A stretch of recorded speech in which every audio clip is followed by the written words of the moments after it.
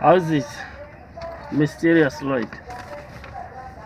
Today I want this to be my last video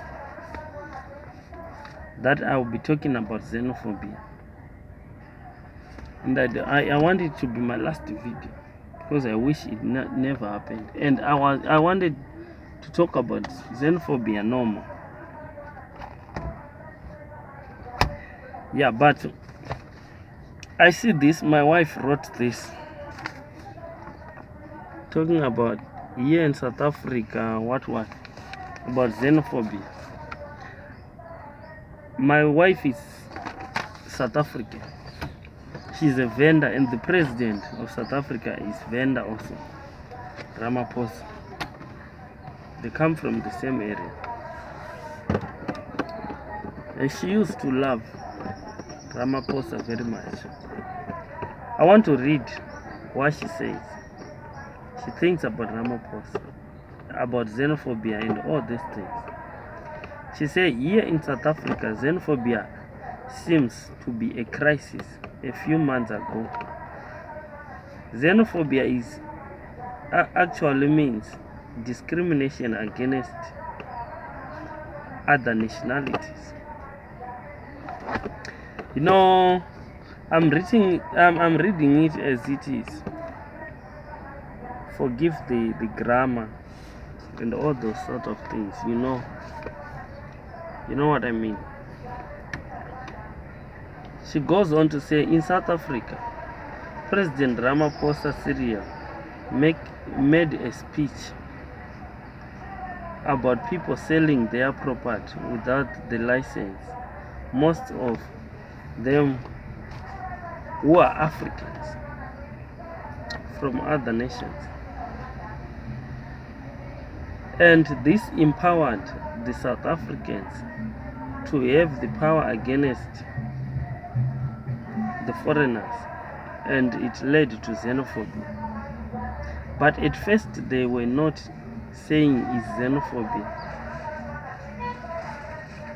but now they say at first they were not saying it's xenophobia, they say it's crime and violence, but they end up confessing that it's xenophobia because people of South Africa, they were damaging the shops of foreigners on. But to my surprise, all this is quite on point. I didn't expect her to know all this. She went on to say, this news of xenophobia is very horrific because people are killing each other, and now it seems like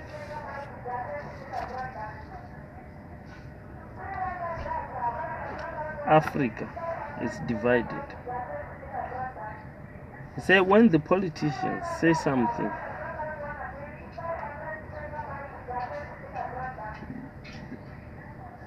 they say they use their emotions in order to get votes. They say what they say to get votes. They don't investigate about they don't investigate about the words they are saying, which can have the impact on the world and their economy. They just throw their words around, and some people pick them up. It's funny what she wrote here. This part of speech, it makes other country. This part of, she said, this part of speech, it makes other country to hate South Africans. She was trying to say this xenophobia makes other countries to hate South Africa, other people to hate the world, to hate South Africans. She go on to say, now South Africans have to ask for forgiveness to reverse this mess up.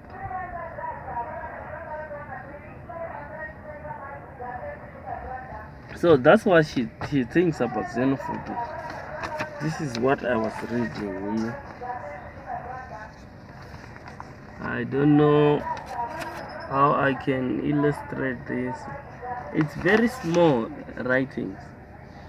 Very small writing. You know how these young ladies they write in pencil. It was written in pencil.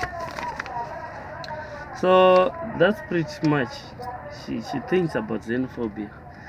She told me she want to vent out because she thinks xenophobia also affects her, as she is married to a foreigner. And she don't know why Ramaphosa is doing this. She always say, I hate that man. But she used to love him before the election. And she voted for him, obviously. I know this. So this is how it is. She said next time she'll vote for Malema. You see? So it's not that all South Africans they are for xenophobia. No, not all South Africans are xenophobic. It's like myself. My wife is South African. My kids South African. I'm a foreigner. They love me. I'm the person that they love in the whole world. They love most in the world. Cheers.